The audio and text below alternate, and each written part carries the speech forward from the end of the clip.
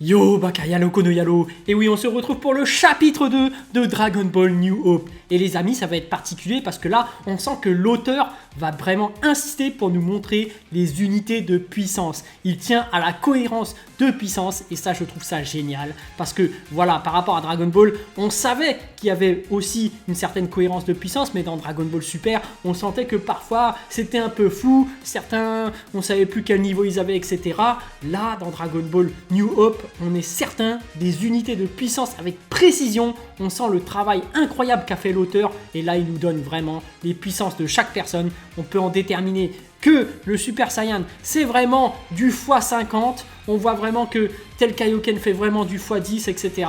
Bref, je vous laisse découvrir ensemble, on va le faire ensemble tout simplement, les unités de puissance de chaque personnage avant l'arc Cell. On va voir un peu les évolutions. Sur la planète Namek, année 762, le vaisseau de Freezer est stationné sur la planète Namek. Goku qui sort du vaisseau en éclatant le toit, il se rend compte qu'il y a un changement au niveau de son corps.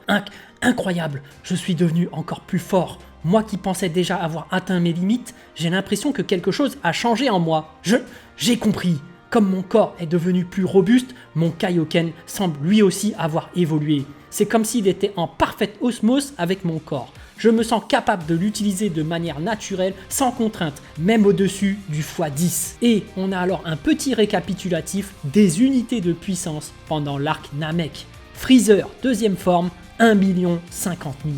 Piccolo, 1 100 000.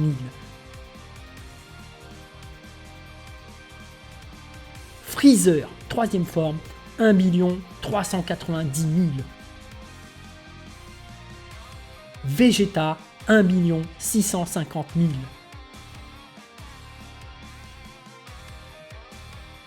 Freezer, forme finale, mode tranquille, 1 750 000 à 2 250 000. À 50%, 3 500 000. Goku Kaioken x15, 2 250 000. Kaioken x20, 3 millions. Freezer 100%, 7 millions.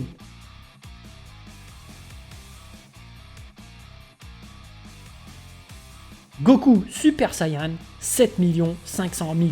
Donc le Super Saiyan est bien un multiplicateur de x50. Mecha Freezer, 7 500 000.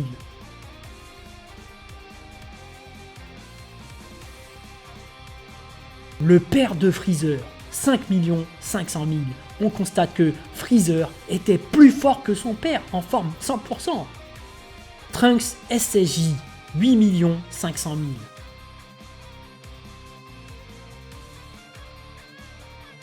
Goku SSJ de retour de Yardrat, 9 500 000.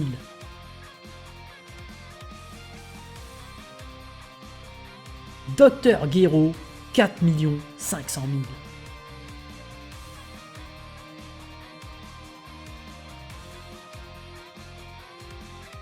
C19, 4 500 000.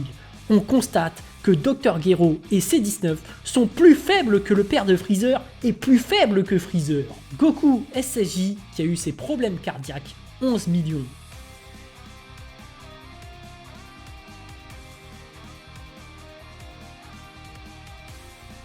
Vegeta SSJ, 11 550 000.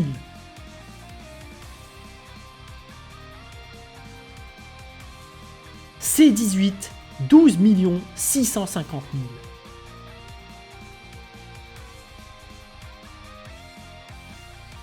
C17, 13 millions.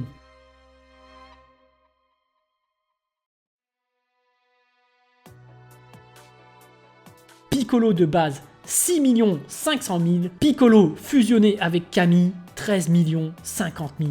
Et on peut constater que Piccolo fusionné avec Kami est légèrement plus puissant que C17. Cell, première forme, 10 500 000. Cell, première forme, après avoir absorbé les humains, 14 millions.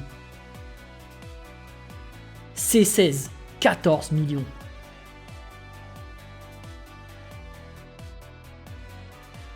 Cell, deuxième forme, 16 500 000.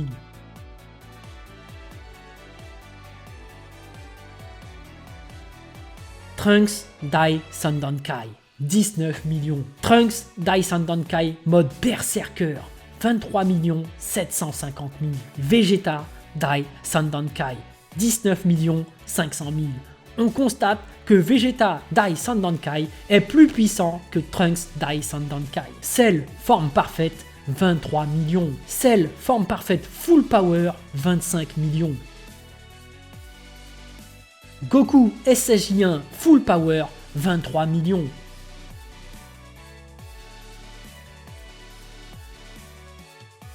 Gohan Ado SSJ1 full power, 22 550 000. Vegeta SSJ1 Dai Sandankai, après s'être entraîné dans la salle de l'esprit du temps pour le dernier tournoi quand il y a Hercule Satan, il est à 20 millions. Trunks SSJ1 Dai Sandankai, après l'entraînement pour la fin du tournoi, 19 750 000. Donc Vegeta est toujours plus puissant que Trunks. Cell Junior, 19 650 000.